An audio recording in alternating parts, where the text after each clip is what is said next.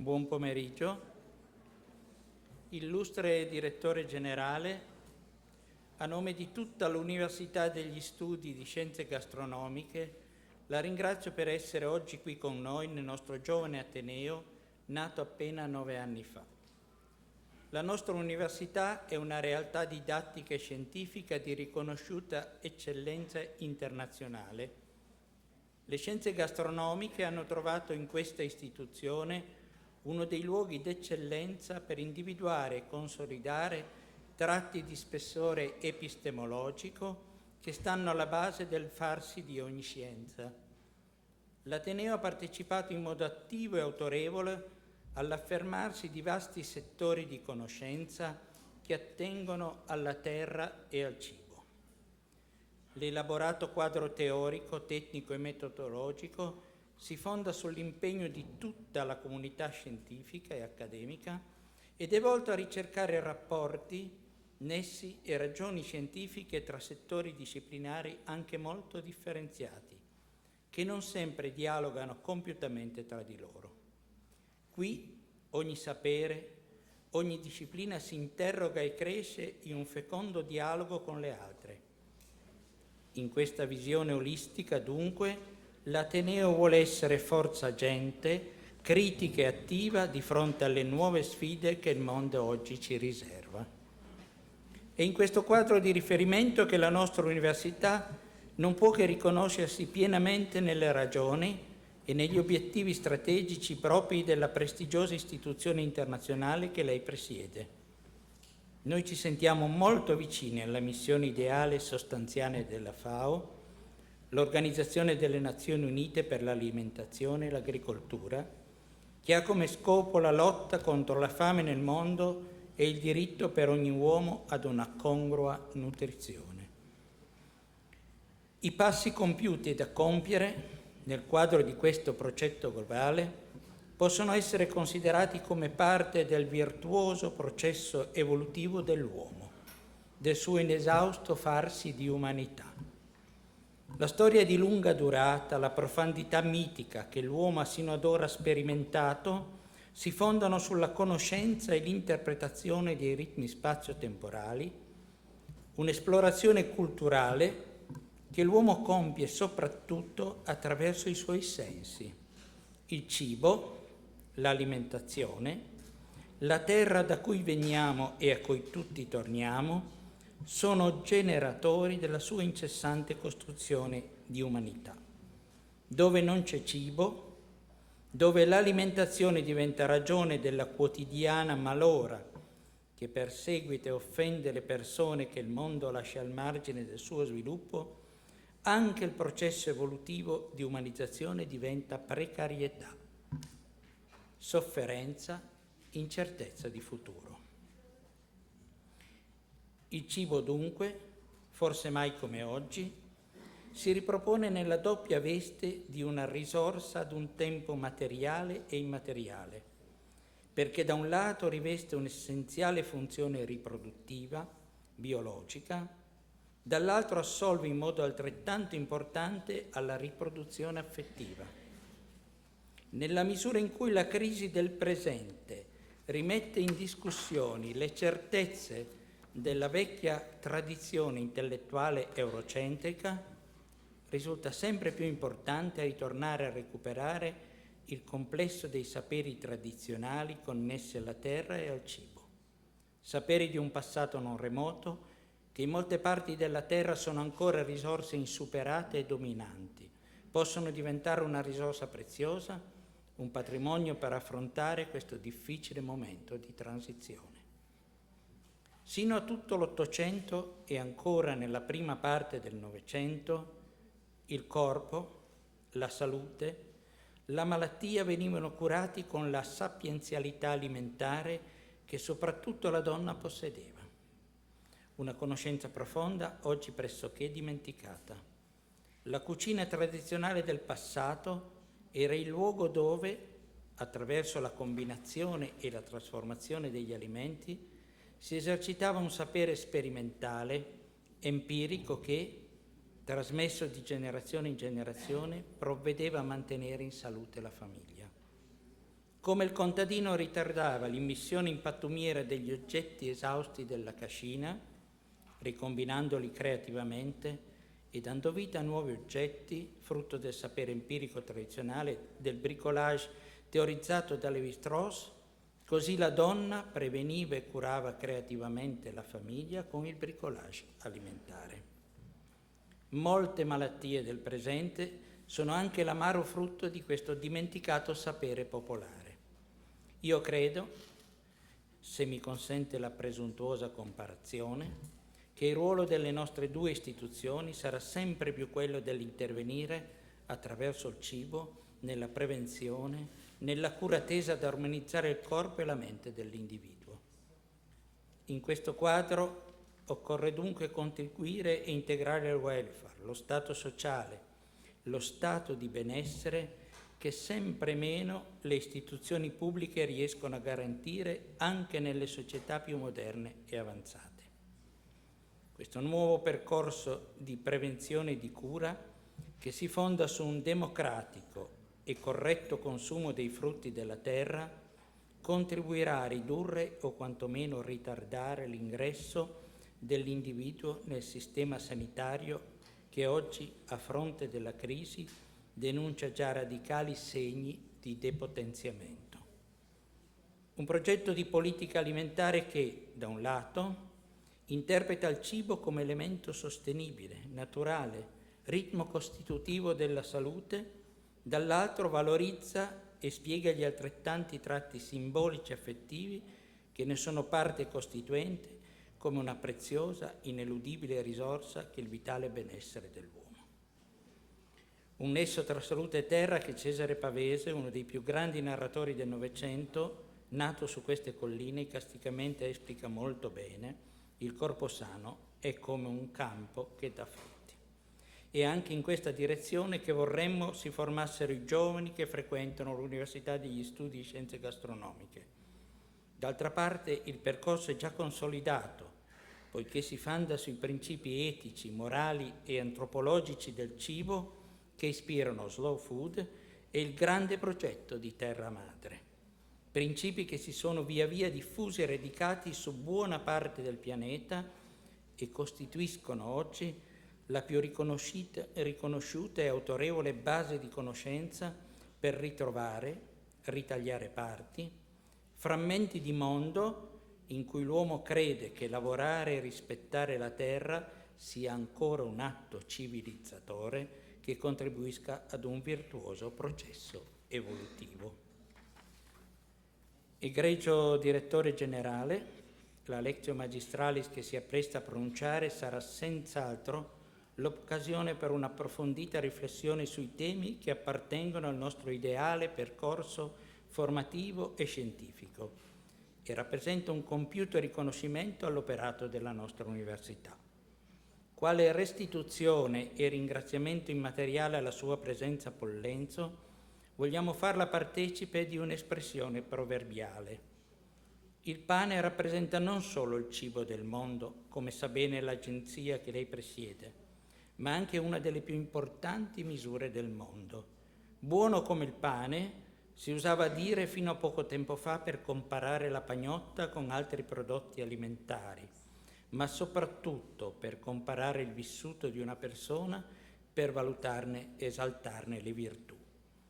Nell'espressione buono come il pane sono compresi i tratti valoriali del buono, del pulito e del giusto, che ogni contadino sapeva comprendere e interpretare in un più vasto, organico e costitutivo processo comparativo. Buono come il pane, una formula popolare, parte di un complesso sapere proverbiale che Erasmo da Rotterdam definiva adagia. Ne raccolse e ne commentò oltre 4.000 nella sua esistenza e che oggi possiamo ridefinire con l'intelligenza del presente algoritmo contadino, ancora utile per reinterpretare il mondo e altrettanto importante e prezioso quanto l'intraducibile algoritmo che genera la rete digitale. Dalla tradizione del pane una vasta parte del mondo non sa più nulla, perché priva dei saperi del passato, dell'artigianale fabbrilità della famiglia e della comunità. La pasta del pane che lievita nella notte nella maglia della famiglia contadina e che al mattino viene portata al forno comunitario per la cottura attiene ad un patrimonio gastronomico profondo, a un più vasto saper fare procreativo che la famiglia del presente non possiede più, che getta stoltamente senza desacralizzarlo, il pane non consumato della giornata perché non sa più che il pane di ieri è buono domani. E anche partire da questa piccola memoria della tradizione che noi vorremmo condividere con la sua istituzione il nostro contributo scientifico e formativo nella spartita speranza di un più sostenibile futuro. Grazie. Grazie al nostro rettore Giancarlo Grimati e con grande piacere e gioia che do la parola ora per la sua lezione magistrale a José Graziano da Silva, direttore generale della FAO.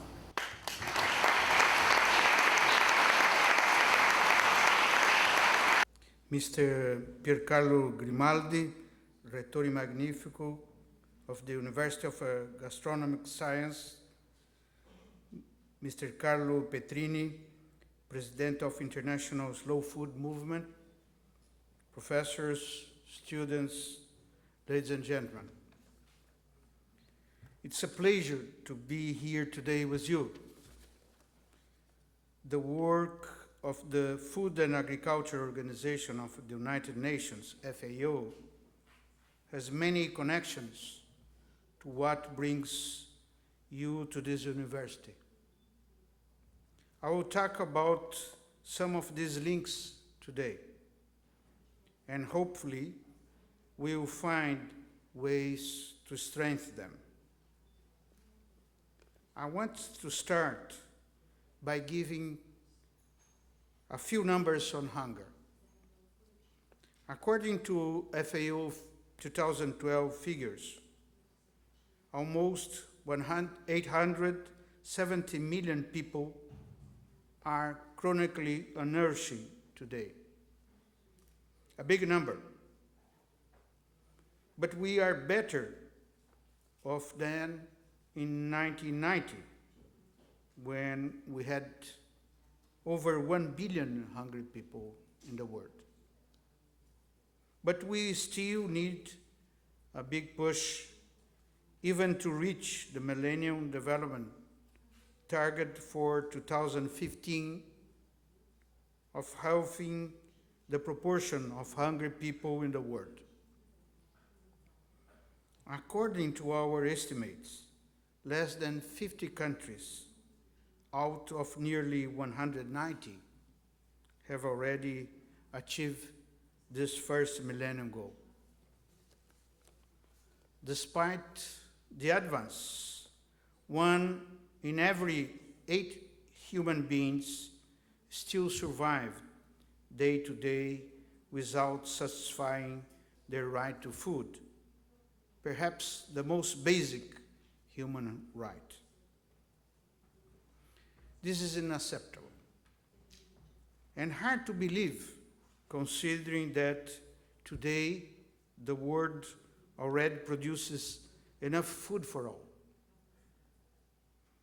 When FAO was created in 1945, in a world devastated by the war, there was not enough food for all. So increasing food production was the obvious answer to try to reduce hunger. And I have to say that we succeed. In the last 50 years, the world increased the availability of food per capita in more than 40%. Today, the main problem of hunger is not lack of supply anymore. This is an important difference. It means that if we want to end hunger, producing is not the way. It's also important to note that over 70% of the food insecure population lives in rural areas of developing countries. Those people living in rural areas, in theory, should be able to produce enough food to feed themselves. But that's not the case. The main reason for hunger is the lack of access, due to the fact that the people cannot buy the food they need because they don't have the access to research to produce it, or because they don't have the money to buy it. This means lack of access to decent jobs, to reasonable income, to quality inputs, lack of access of natural resource, especially water and land, to training, lack of access to markets. It's a long list. For poor consumers, when food prices go up, they simply don't have enough money to buy the food they need. So they usually eat less or change their diets. Normally, they change from more nutritious, fresh and healthy foods, like fruit, meat and vegetables, that are more expensive, to cheaper food, more caloric products. But this change does not have to be for the worse. If we diversify our diets and recover lost crops.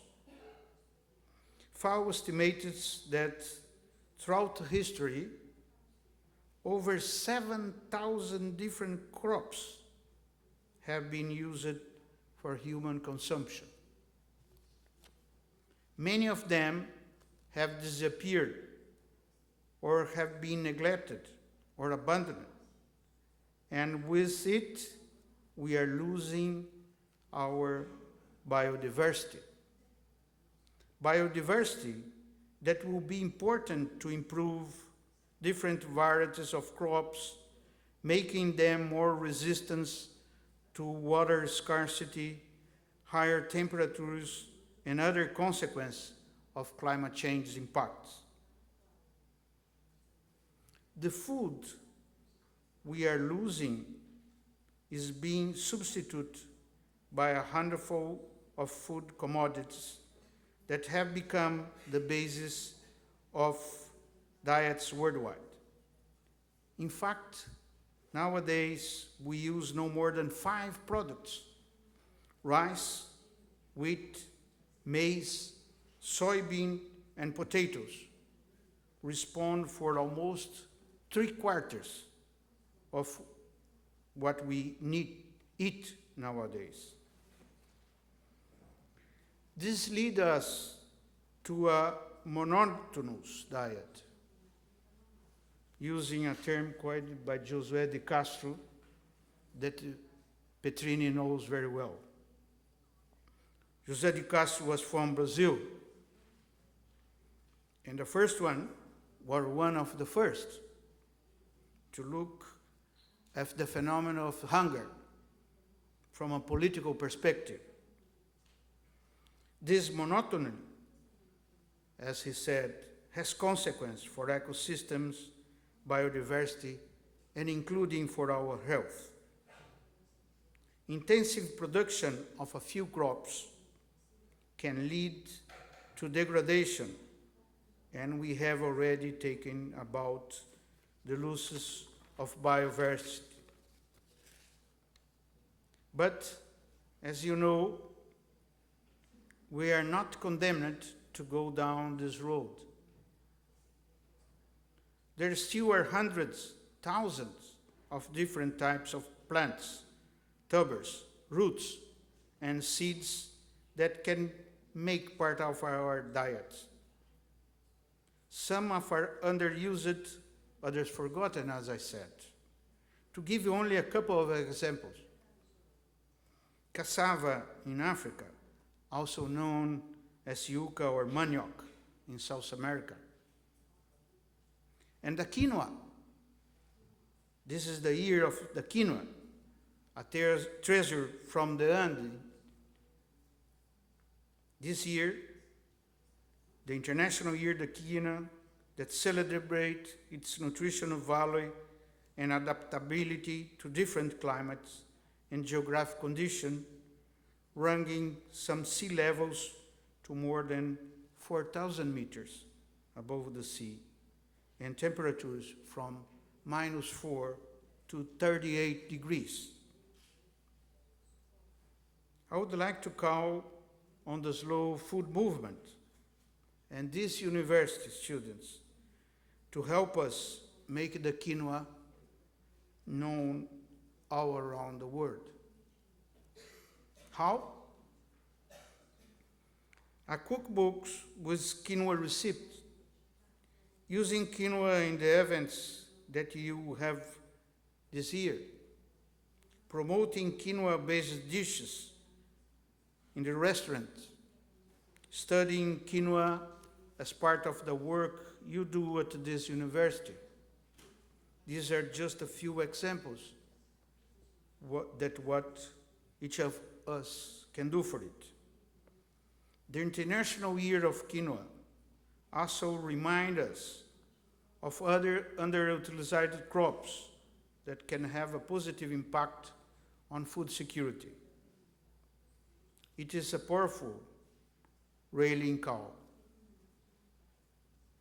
They are crops that smallholders and subsistence farmers can produce for their own consumption and for selling in local markets. Recovering these crops is a way towards food security. It also means rediscovering lost flavors and identifying new ones. That's something that unites all of you to the poor farmers through the world. In fact, FAO and the slow food movement have a project mapping food biodiversity in 4 African countries. 4 presidium products were identified through this project. Kenema cola nuts in Sierra Leone, wild palm oil in Guinea-Bissau, kata pasta in Mali, and salted millet couscous in Senegal. Farmers who produce these products participated in last year in Terra Madre event. This link to markets completes a virtuous circle. Recover traditional crops, support local production, and link them to local markets, allowing for an increase in their income is the way out for feeding the world. Let's stop for a moment and speak of the cultural value of food. This component, culture, is a frequently forgotten part of the concept of food security. Food security was defined by 1996 in the World Food Summit as existing when, and I quote, all people have at all times physical and economic access to sufficient, safe, and nutritious food that meets their dietary needs and food preference for an active and healthy life, end quote. I want to put an emphasis in food preference. People need to have access to food they want to eat, food that is culturally accepted to them. I don't need to go into much detail on how this is important for this audience. Let's just recall the example of the Maya populations of Central America and Mexico. The Mayas' identification with maize was so complete that they used to refer themselves as men made of maize. Your interest in rediscovering different foods is a way to recognize the cultural value of food, a value that is often forgotten in today's globalized and fast food eating. We have already covered most of the components of the concept of food security. Let's speak about another one, food safety. Even so, the food we eat is much safer today than ever before. The recent horse meat scandal and the serious threat posed by Salmonella and Escherichia coli clearly show that we still need to improve safety in the food chain. As students and professionals of the food sector, this is also an area of concern for you in which you can and should be active. This year, the Codex Alimentarius, based in FAO, celebrates its 50th birthday. As you know, the Codex plays an important role in developing and harmonizing international food standards. Its standards, guidelines, and codes of practice protect the health of consumers worldwide and ensures fair practice in food trade. This is another concept I want to refer to you now, which is the concept of sustainability. The way we produce and also the way we consume food has a central role in sustainability. The Green Revolution allowed us to increase per capita availability of food by over 30%, as I said before. But it also showed its limits, the loss of food diversity because of the focus on a few crops, and the impacts of the environment because of the intensive use of chemical inputs on the natural resource. Looking ahead, our figures shows that by 2015, we will need to increase food production by around 60% to feed over 9 billion people that will live in this planet. The Green Revolution was absolutely essential and rightfully credited to have saved over 1 billion people from starvation in the last 5 decades. But it wasn't able to end hunger, as I noted in the beginning. And only increasing production with the same input-intensive approach will take too heavy a toll on the environment. It will not also end hunger. We are already seeing the impacts of climate change and land degradation in the world around us. So we need now a double green revolution, one that increases local production, but does it in a sustainable way. At FAO, we call this Save and Grow, and I brought some books on Save and Grow to the library of this university today. Small-scale producers, local production and consumption circuits, recovering traditional crops are an important part of a new trend to feed the world. After all, the only reason why we need more food is to feed the people, and they live healthy. We can help the poor people produce more. We can help them produce the food that is culturally acceptable for them, and we can help virtuous process start moving. Local circuits of production and consumer can make economies bloom, and our process close to what brings you here. Up to now, we have spoken mainly about production. Now, I would like to take a few moments to talk about consumption. First, because it's another aspect of the same sustainability process.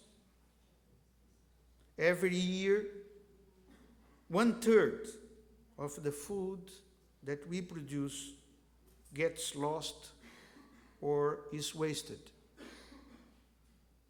Food loss occurs in the post-harvest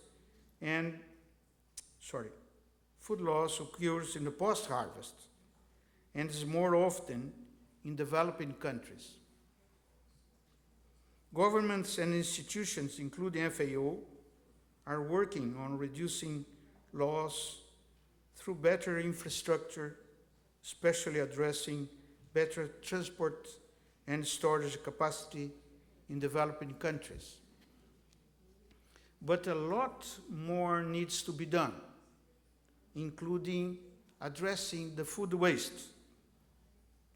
Consumers in rich countries waste around 220 million tons of food every year.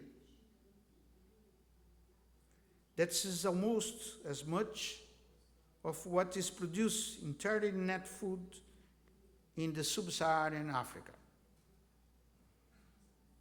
Just to highlight what we throw out on our tables in Europe and North America is equivalent what is produced in whole Africa countries. Individually, the numbers are also impressive. Per capita waste by consumers is between 95 and 150 kilograms a year in Europe and North America. In sub-Saharan Africa and South Asia, consumers throw away only 6 to 11 kilos of food a year. Even that is too much. We have just launched a campaign, FAO and UNEP, that says, think, eat, and save. We hope that this is just a starting point to bring us all together to reduce waste. I would like to see the slow food movement strongly on board of this campaign. And while we know that eating better should reduce food waste, more studies on food waste are most welcome. Magnifico Rector, I would like to have this university strongly behind this.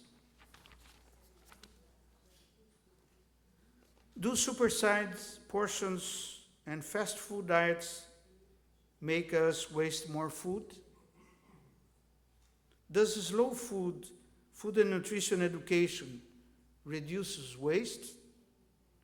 Perhaps these are important questions that this university can help us to answer.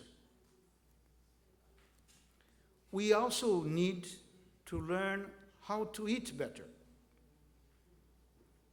While 1 out of every 8 people suffer from hunger, over 500 million people are obese and are at great risk of falling ill to a variety of non-communicable diseases. Rising obesity rates are caused by different factors, including urbanization, economic growth, and other transformation of modern life. It is safe to say that we are not being able to cope with this change as well as we could, at least not with regard to nutrition.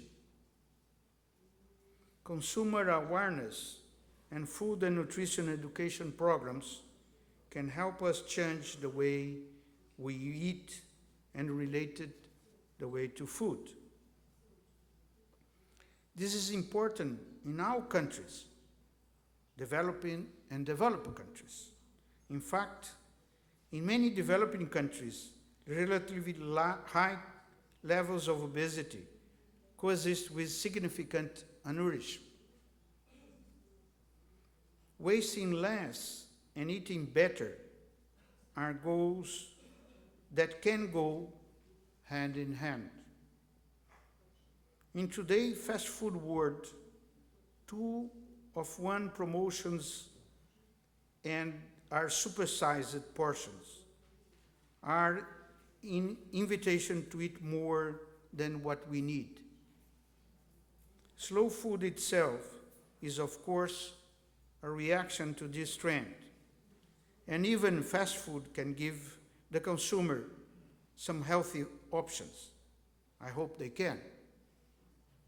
In Latin America and the Caribbean, FAO supports the Chefs Against Hunger movement, what has produced a handful of cookbooks that offer tasty and healthy dishes with crops that are accessible to the poor population in the region.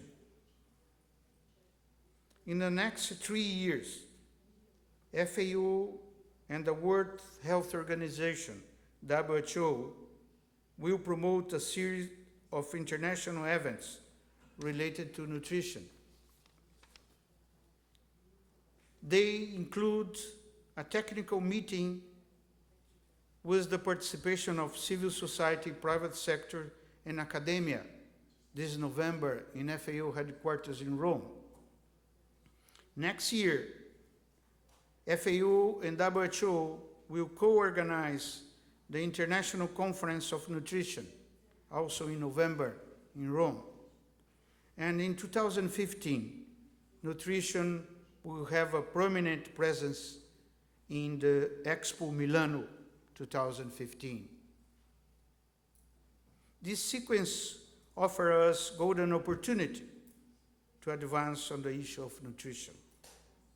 Hopefully, we'll be able to agree on a common set of principles, a policy framework that will help countries design and implement their own nutrition strategies. I hope that the slow food movement and the University of Gastronomic Sciences can actively participate on these events. Ladies and gentlemen, I think that is safe to say that all of us share the vision of a hunger-free and sustainable world. Your work already contributes to this vision, and I would like to invite you to do even more. How? Helping society as a whole, take the next bold step, committed to end hunger within our lifetime. This is the bold goal set by the United Nations Secretary General Ban Ki-moon in the Rio +20 conference on sustainable development. Fitting the occasion, he launched the Zero Hunger Challenge, The Zero Hunger Challenge has 5 elements. First, ensuring people have adequate access to food. Second, ending child stunting. Third, making our food system sustainable. Fourth, doubling the productivity and income of smallholders. And 5, zeroing food loss and waste. FAO has already embraced the Zero Hunger Challenge. I invite you to do the same. Ladies and gentlemen, I have showed today how FAO and the slow food have many shared areas of interest. We have in common recovering traditional crops, promoting quinoa in its international year, supporting smallholder production and linking them to local markets, improving fairness in the food chain, promoting sustainable in production and in the consumption side, reducing food loss and waste, and diversifying diets for improving nutrition. There's a lot we already do together, and a lot more that we can do together. I am confident we will, and that when we do, the results will be better than when we work alone. Thank you very much for this opportunity to be with you. Thank you.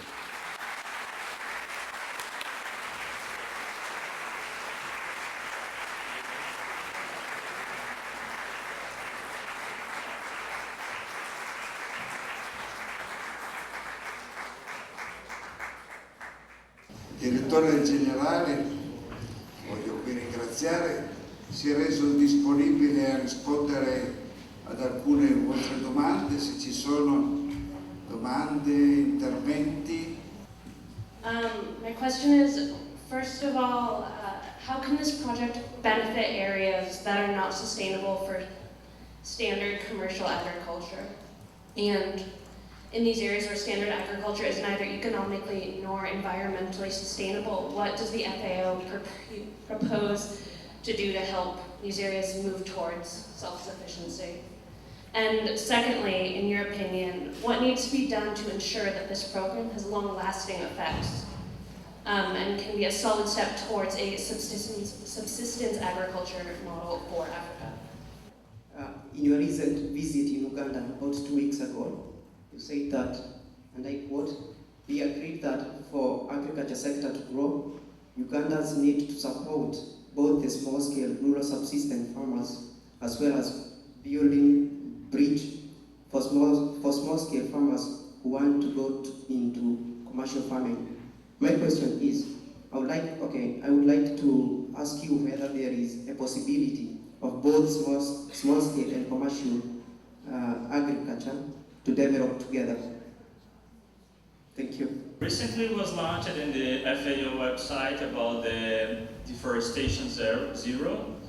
I would like to ask how FAO faces this problem once that a lot of countries has making a lot of money doing the monocultures, between them Brazil, it's one that has already success in this way, at least economically.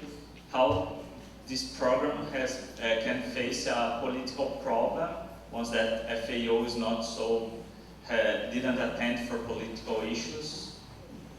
I'm Francesca from Italy, and we know that nowadays we face a big problem, how to feed an increasing number of people while we are still struggling against hunger, without worsening the impacts of climate change.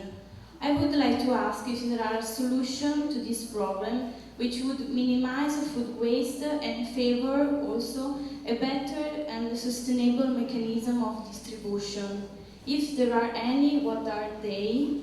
And moreover, is the FAO focusing on this aspect, Or is the goal of the organization still to increase crop production? Thank you. I'm very concerned about land grabbing. I think that is at the root of food security. I didn't know whether you guys are aware of, in Central America along the Caribbean, that land is being taken from sustainable farmers for tourism land blocks. And that this needs to be addressed. And they are in a program of farmer-to-farmer exchanges, which are a very, very powerful organic and sustainable farming mechanism for farmers to grow organic farms, and also to pay attention to organic farming incubators. I've just come from one in California, where they provide education for organic farming and sustainable farming, land and land access. Thank you. Okay, thank you for this opportunity. Well, let me start with the initiative Africa for Africans. We are working together with the countries to provide them assistance. You know, FAO is not a fund. We don't fund projects. We are an international organization that provides technical assistance. What we do most is to provide support for the governments to formulate their own projects and to give them the support they ask for. And in the case of the African countries, we have several initiatives in each of the countries of Africa. In fact, we are present in almost all the countries in Africa, locally. The case of Nigeria is a very special case because there is an ongoing transformation of the country nowadays. After being an oil producer country most of the time and neglecting the food production internally, Nigeria is moving to improve their food production systems. I'm afraid that the way they are doing could be not the most sustainable in the long trend, but they are under a lot of social pressure in this moment, and the government needs political quick answers. Sometimes when we need to cope with this political pressure, we try to do what is available. And what is available is big investments, transnational investment, after all. But in the same sense, FAO is working with them to improve the cassava production. The food staple in Nigeria is cassava, and especially in the northern area of the country. And we are getting very good results from improving these subsistence farms. This brings me the opportunity to move to the second question of Kenya, that you quoted my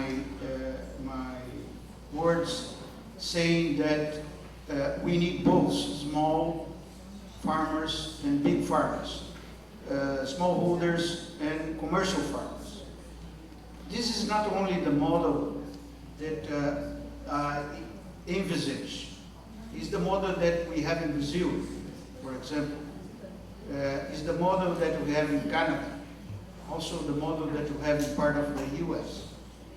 I do believe that there are different roles for commercial farmers and smallholder farmers. Most of the country's local food production relies on smallholder farmers, but exports, commodities relies on commercial farmers, not necessarily big farmers. There's a great difference between big farmers and commercial farmers. There's a lot of small farmers that is commercial. Let me give you an example. In Brazil, 85% of the coffee that we export, and that is famous in the world, comes from commercial farmers, not big than 10 hectares or 20 hectares. The same happens with soybeans. And all the chicken production that we export around the world is small farmers' production. So there's no reason for not promoting commercial farmers also. And I do believe that the problem now is how to have a different menu of policies that helps bring these two trends together. The word we will need for the next 30, 50 years perhaps, commodities. We will need to improve global markets commodities. This needs commercial farmers to develop. But at the same time, we have, in Africa, for example, we have more than 15 million smallholder subsistence farmers. If we allow them to improve a little their productivity so they can afford the local markets with small-scale production, this will solve the problem of hunger in Africa. This is a model that is possible. And if we can work on with the two, try to combine them when it's possible, I believe that is the easy way to eradicate hunger. The question about the Brazilian student on the FAO website. Look carefully, I asked for zero illegal deforestation. Because one of the most important things that we face nowadays is that all illegal trade related to forest, timber and non-timber products. One of the most important them is the legal trade with several wood, different kind of trees, like mogno, for example. Well, look at where this mogno is sold. United Kingdom, Italy, France. We need to cope with that. That's not a political problem for Brazil. It's also a political problem for Europe that buys illegal trade. So this is very important. When we try to approach, it's not the production side. We need to also to bring the consumer side on board to solve this kind of problem. So what we believe that we can achieve is clarifying this, let's say, trade about deforestation and the impact that we have the illegal deforestation, especially on tropical forests in Africa and, of course, in the Amazon region. Francesca. Well, today, Francisco became very popular in Italy. And Francesca, we are trying to do our best to help the world to cope with hunger, to how to eradicate hunger. As I said in my speech, FAO has been working very successfully to improve production. But from 1 or 2 decades, we realized that that's not enough. Produce food is not enough, especially when we throw out or lose 1/3 to half of the food that we produce. So we are now trying also to work not only to improve production in a sustainable way, but trying to, in a more integrated approach, to work with consumers to eat better, to facilitate access to food. One of our last experience, for example, was in Somalia. If you remember, 1 year ago, Somalia was in a stage that we call famine, when we have almost more than 50% of the population starving, and we have a number of kids dying daily that's above the minimum that we have a scale to face it. So FAO declared in January that Somalia has achieved the stage of famine. That is not common to occur, and we improved not only local production in Somalia, because if you remember, Somalia was under a war, a civil war at that time. I had been personally there, and I found out that despite the war, there is still a living society there. And the Somalian people, they are traders. They, based on camels, on mules, on horses, they move from one side of the country to another.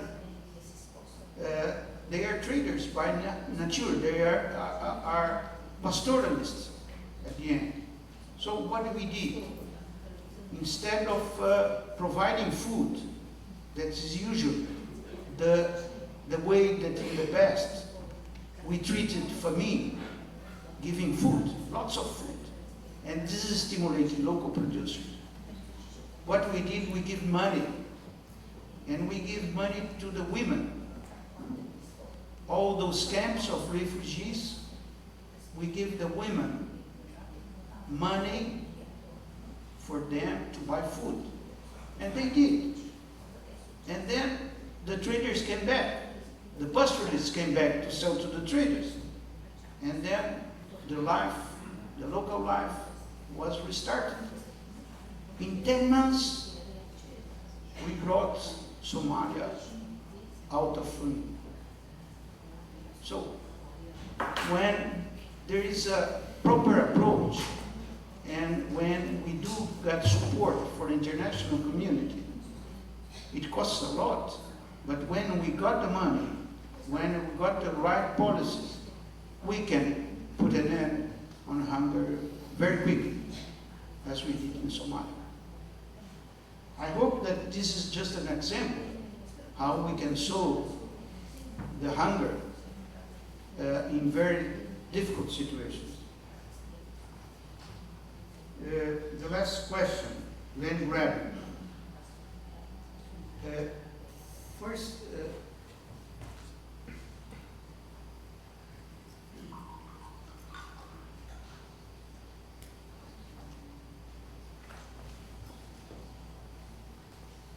land grabbing. First, let me say that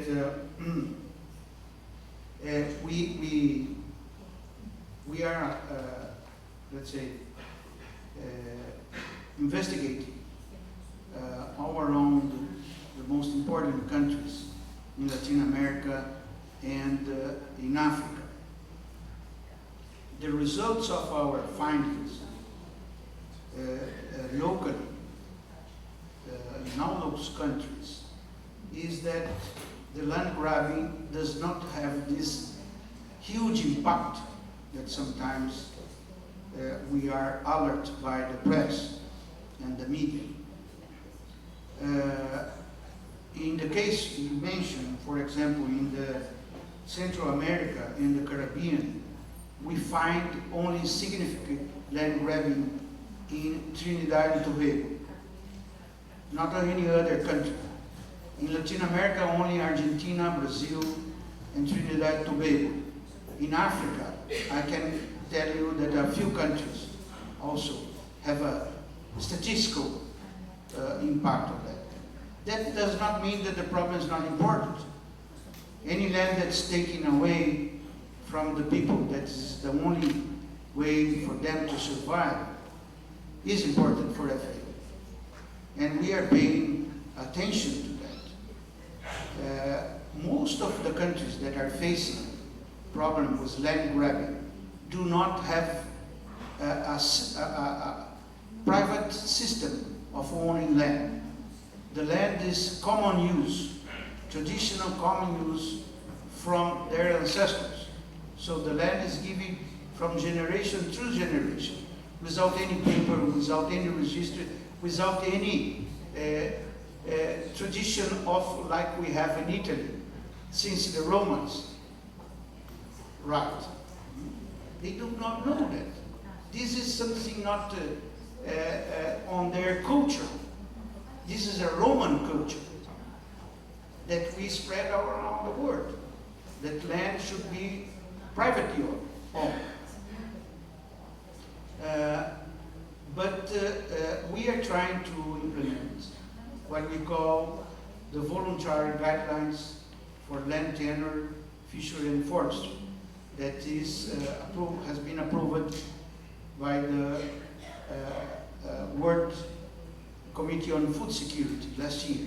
FAO is working close with governments to implement that. What I'm afraid is that the velocity that we need to implement that is not enough to, let's say, to cope with the ongoing problem that we have now. But let me say also that land grabbing is not a new phenomenon. When we look back in history, in the middle of the 70s, most of you were not even born, but you have heard that there was the first war in the Gulf countries, 1974. And suddenly the price of oil went up, more or less the double that we have nowadays, more than at that time, $200 the barrel. At that time, many multinationals flew to the Amazon to buy land in a defensive way to assure that they will have the land available if they need to increase different crops like palm oil for producing biofuels or similar. After a few years, less than a decade, they abandoned all those land. So the problem is not buying the land. The problem mostly is not using them, investing them, keeping the land, retaining the rights of the land properties only to speculate with the future and avoiding any other one to use it. What we cannot accept is not that someone comes and buys the land, but to buy the land of common use, bring it to property use, to private use under a property rule that's not known, and not use it. This is what we are trying to push in most of the country, to limitate the right of property to the right of use the land. Those who not use properly the land to degrade the soil or the forest should be punished, even losing the right to the land. So this is part of the voluntary guidelines that I mentioned. Unfortunately, the voluntary guideline, as the name says, is voluntary, does not bid the country to implement it. So we are trying to do our best to accelerate this process of implementation. Let me say a word about organic farming. We are promoting organic farming in FAO.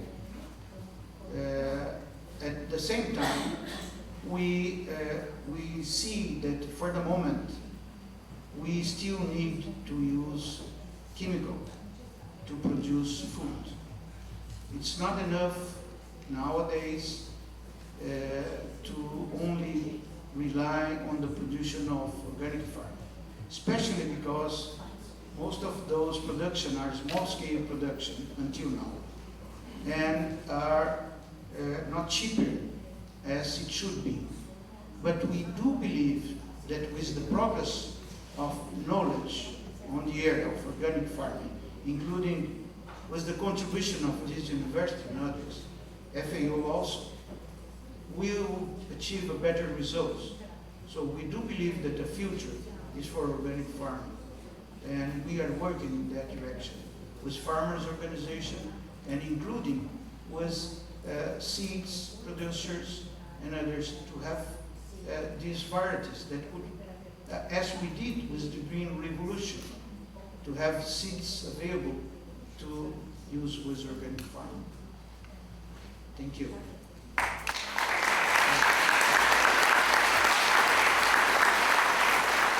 I was wondering, as you said in your speech, you said that food hunger today is not the problem due to lack of food, but lack of access. I understood also that you're working a lot to improve food access. My question is, however, why is it still an important value for you to increase food production? I would like to know what's your opinion on the Brazilian program Bolsa Familia, created by or introduced by President Lula da Silva, considering that it has its obvious positive effects towards reducing hunger in Brazil, but it may also have some negative impacts in local agriculture and local eating habits. The negative effects, I mean, is that because they are given a standard amount of food, you know, they give certain kilos of rice and beans, I don't think there are regional specific Bolsa Familias for regional areas where they have different eating habits in Brazil. I know the indigenous population will not eat the same as in the state of Rio de Janeiro or in the state of in the South States. The first question, yes, there is a need of increased production in some areas. Africa, sub-Saharan Africa, for example, we do need to increase food production. In some countries, in fact, it's not increase food production in general, but to diversify food production. Let me give an example of Malawi. Malawi is a country with 15 million people. 80 to 9% of them live in rural areas. All of them grow maize, white maize, for human consumption.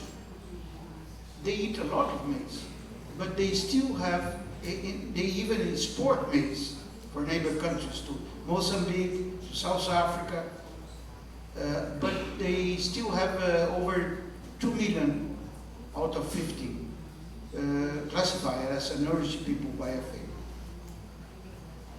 What that means, that only eating maize does not avoid hunger.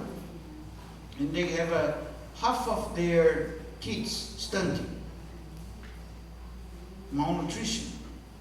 So, in the case of Malawi, we're trying to improve food production in a diversified way. Increase production of vegetables, fruits, also starting to work on the chicken, to provide eggs and meat for them. Because when you have a lot of maize available, the best way to package them is to grow up a chicken. A chicken is 5 kilos of maize packet. So we do need to improve production. But this is the very important question. We need to improve locally.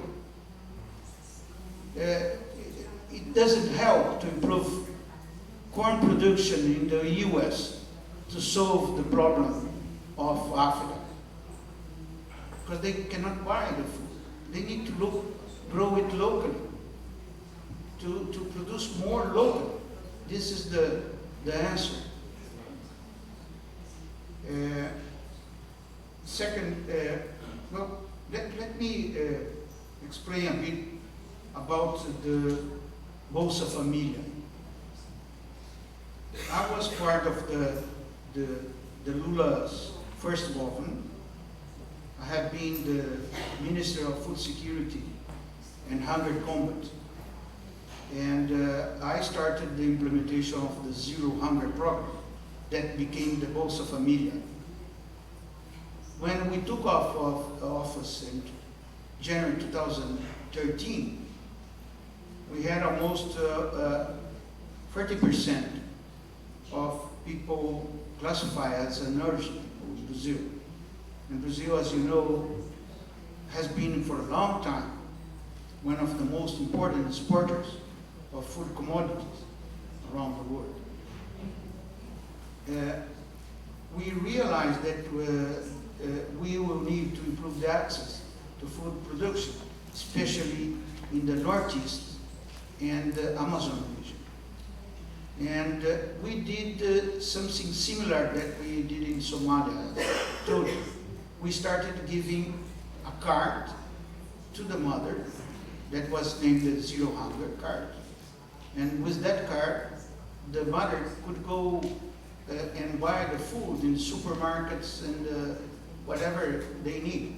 But not only food, also medicines, also some basic products that were listed. And we started to work on different programs to bring them together. And at the end of 2013, we changed it to the Bolsa Familia. Bolsa Familia is a bit different from the Zero Hunger as we started, because Bolsa Familia is a cash transfer program. It gives the money to the mother to keep the children in the school and have a follow-up on medical care. And with that money, we suppose, and there was a consumer-oriented program to help them to buy the best food. And we kept all the 61 programs that were part of the Zero Hunger. So we didn't abolish all the programs. One of the most important programs under the Zero Hunger program was the school meal program. I believe that you were referring to that. When we took office, the school feed programs, school lunch program as we call it in Brazil, they were the same for the whole country.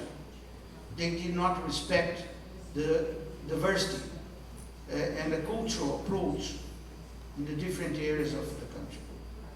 We bring them to a local level.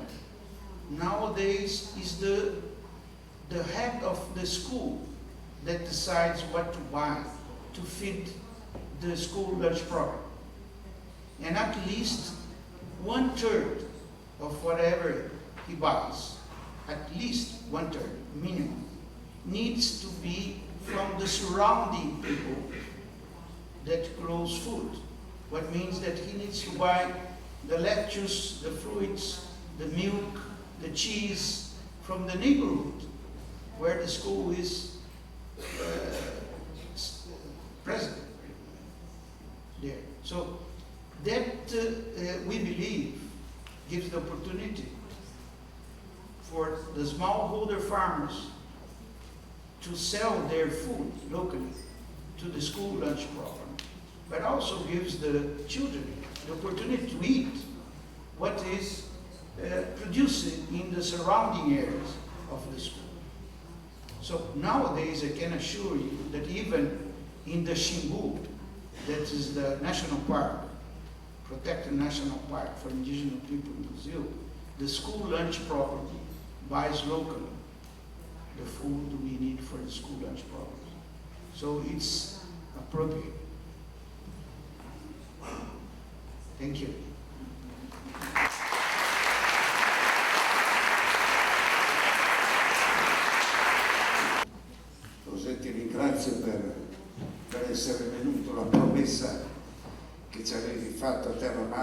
non solo è stata mantenuta, ma per noi oggi è una giornata storica, perché il privilegio di avere il massimo rappresentante della FAO è un privilegio che hanno poche università al mondo, e che tu abbia dedicato questo spazio per venire da noi ci riempie di gioia e di orgoglio. Voglio subito dire che le opportunità per sviluppare il lavoro insieme all'organizzazione FAO e da parte non solo di Snowful ma anche di questa università sono enormi, perché come hai potuto vedere a terra madre e come ha sancito anche il congresso internazionale di Slow Food, 2 punti sono determinanti per la nostra esistenza. Il primo, la difesa della biodiversità, che esige quindi a monte una catalogazione del patrimonio alimentare del pianeta, e il fatto che in questi 4 paesi africani abbiamo avuto l'opportunità di lavorare assieme ci deve spingere a implementare questo lavoro in ogni angolo del pianeta. E il secondo è la lotta contro lo spreco.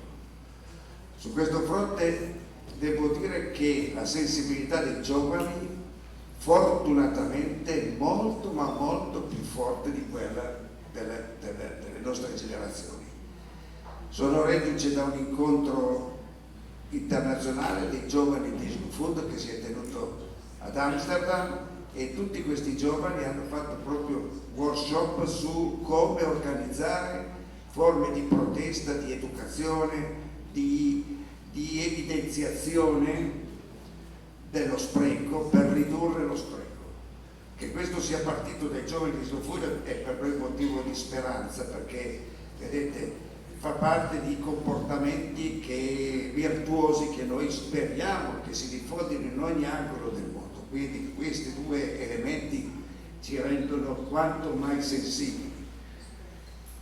Aggiungo che le date che ci hai dato, quest'anno per l'anno della quinoa, il prossimo anno per questo appuntamento sull'alimentazione straordinario, e anche l'appuntamento del 2015 per l'Expo, ci stimolano a essere soggetti attivi, a lavorare unitariamente, a rafforzare i nostri rapporti. E vorrei dire una cosa ai giovani: queste opportunità per un'università che è entrata, dico nella sua fase di maturità, però abbiamo passato la fase pionieristica, deve avere la capacità di essere soggetto creativo e soggetto promotore di iniziative.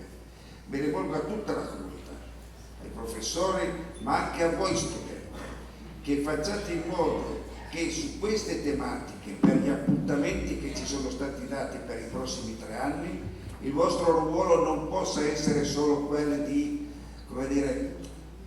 studiosi, di coloro che vedono dal di fuori il problema, ma possa diventare creativo, partecipativo, perché non c'è miglior modo per la formazione che non essere soggetti attivi.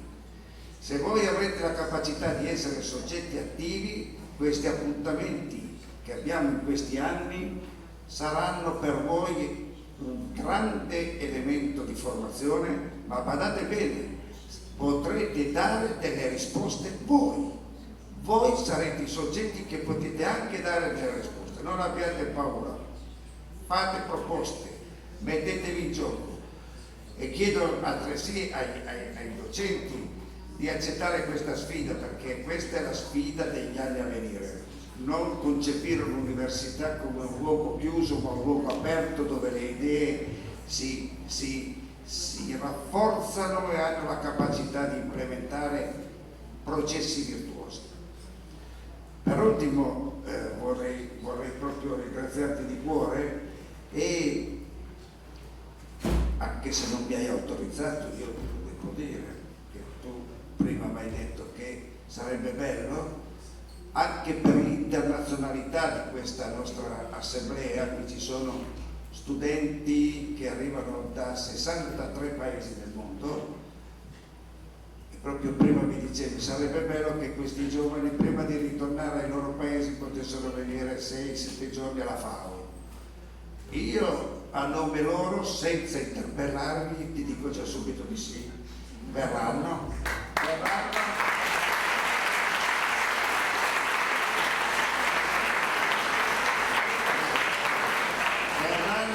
perché conoscere questo organismo importantissimo della governance internazionale è per tutti noi motivo di grande orgoglio e partecipazione, non solo perché ha sede in Italia, ma perché ritornando nei propri paesi potranno essere testimoni di quello che la FAO fa, di come intende farlo, di come le prospettive future possono essere realizzabili se esiste concordia, partecipazione e capacità di fare squadra. Ancora una volta ti ringrazio a nome di tutti per la tua presenza e per la tua generosità. Grazie.